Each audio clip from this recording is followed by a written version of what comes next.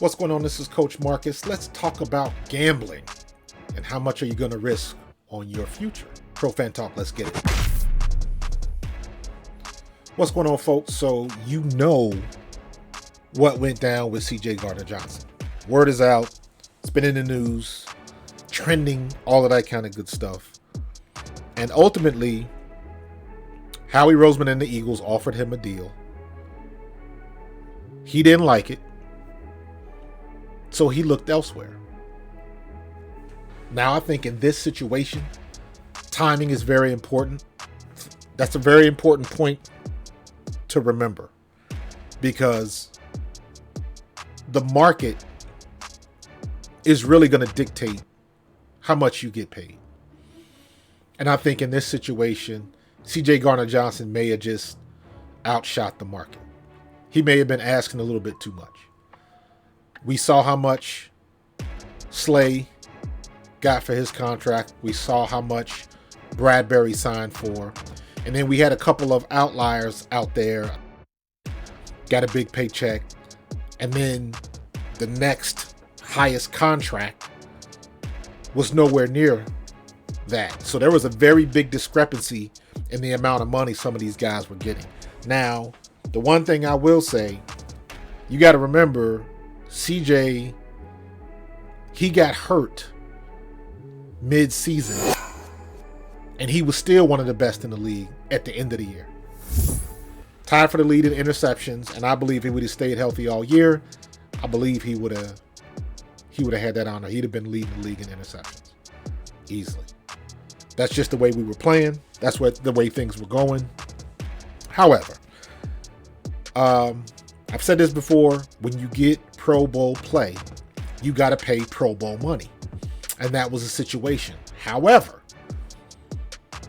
those contracts are pretty much dictated what's going on.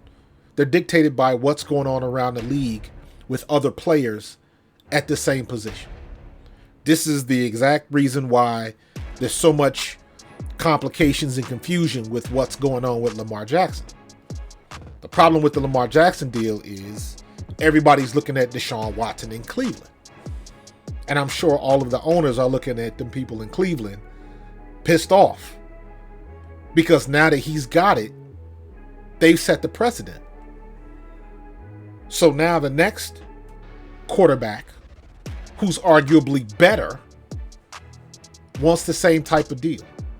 Because how are you going to pay that man that much money and he's not as good as me? That's the argument.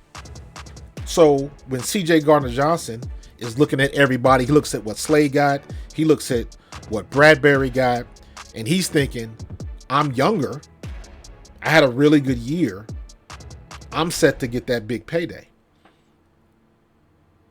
So Howie Roseman in this situation, the market will always back him up. That's his leverage. The market is his leverage.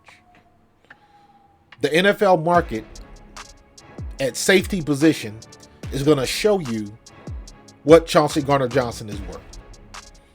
Once you have that number, or have a sense of what that number is going to be, if you are the Eagles organization, you start from the floor, and then you haggle and you negotiate and you work your way up. If you're the agent of Chauncey Gardner-Johnson, you start at the top, or you start at whatever your low number is and you work your way up. Because as his agent, he's trying to get the most for his client. That makes sense. And when you have a year like he had, you should absolutely go for yours, but you got to measure the market. You got to see what everybody else is getting. You can't just automatically see what Bennett got and then automatically assume that's what you're going to get. That's what the market is going to dictate for you. So in this situation, I think CJ Gardner-Johnson just kind of outkicked his coverage, basically. He thought about it too long, and by the time he realized what the market was going to give him, Howie Roseman had withdrawn the offer and they moved on to bigger and better things. it's my opinion that if Chauncey Gardner-Johnson, if they had worked out that first offer that the Eagles had, we don't sign Greedy from Cleveland. We don't need him. So that started a domino effect of other things to happen, and he really couldn't recover from. He really couldn't recover from, because now, basically, and this is where all of the gamble stuff comes into play, what he's doing is he is gambling on his future. Now, you got to remember, he's only, 25 years old? He's gambling on his future, basically on next year. That's what he's doing. Lamar Jackson did the same thing, except Lamar Jackson couldn't complete the year. Lamar Jackson is operating off of him being an MVP 2 years ago. He hasn't completed a full season since. CJ Gardner-Johnson is banking his future contracts on whatever he does next year. So him being in this situation means, number one, he's got to ball out. Number two, he's got to stay healthy. And number three, he's got to look at what everybody else around him is doing.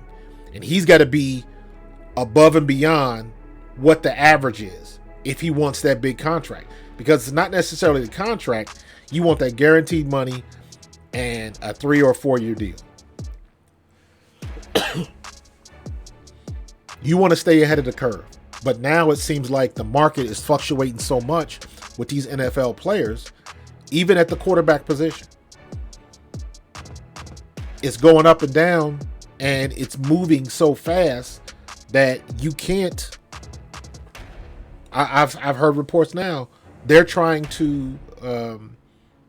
Media heads are saying that it would be more beneficial for the Eagles to sign Jalen Hurts to a long-term contract now. Pay him the big contract now, because 4 years from now, it's going to be even more money. That's not necessarily the case at other positions. So CJ Gardner-Johnson has put himself in a situation where he is gambling on his future based on what he does next year and how healthy he stays next year. And on top of all of that, Lions don't really have a good history. They are definitely on the rise. Don't get it twisted. That team is on the come up, for real. They got good players. I look for them to make a run next year. But this is not the first time they've been in that situation. And historically, they really haven't had much success. Postseason, getting to the playoffs, all of the stuff that matters, all of the stuff that people remember. They haven't. So with Aiden Hutchinson, now they got CJ Gardner-Johnson. Looks like they got a solid, stable, good quarterback. So what are they going to do with that? Can they take it and make the next step? We'll see. Gardner-Johnson is back there with Aaron Glenn. That's the guy that coached him back in New Orleans. So he's got a little bit of familiarity. So he should be able to plug it right in and not miss a beat. Because there's something to be said to go to a new situation, but you're being coached by somebody that you know and you trust. So he's definitely got that going for him. But he could have stayed here. He could have made more money in the long run. But he didn't want to take that chance. It's my opinion that he may have gotten some bad advice from his agent. Or I don't know. The agent may have wanted to take the deal, and CJ Gardner-Johnson may have said, no, I want something better. So at the end of the day, never forget, the agent works for you. The agent will advise and suggest. Ultimately, it is your decision as the player. The agent works for you. So at the end of the day, you got final say. So CJ Gardner-Johnson had the final say. He could have said, you know what, screw it, let's take the deal. Now, we'll find out probably in the future. Somebody's going to have some stories, and we're going to sift out more information as to what's going on, possibly. And maybe we'll have a better understanding of the thought process on both sides with Howie Roseman and with CJ Gardner-Johnson and his representation. So I'm very curious to see what the deal was, what the offer was, and, get into the guts of it. But he's made his decision, and now he's got to live with it. Big gamble. That is a very big gamble, because it is difficult to stay healthy all year. All of this stuff that they're doing with light camps and not hitting and all of that kind of stuff, you're still one play away. You are one play away from glory or ruin. So you still got to take care of yourself. It'll be interesting. Our eyes are going to be on him next year to see what he does. So I don't have nothing against him. I wanted to keep him, but I wish the best for him. Go make your paper. But we'll see what happens. Eyes are going to be on him, and we'll see how he performs next year. All right? But this story's not over. There's more information to come out, and I'll be waiting. All right? Hit the like and subscribe. Join the team. We'll see you next time. Go Birds.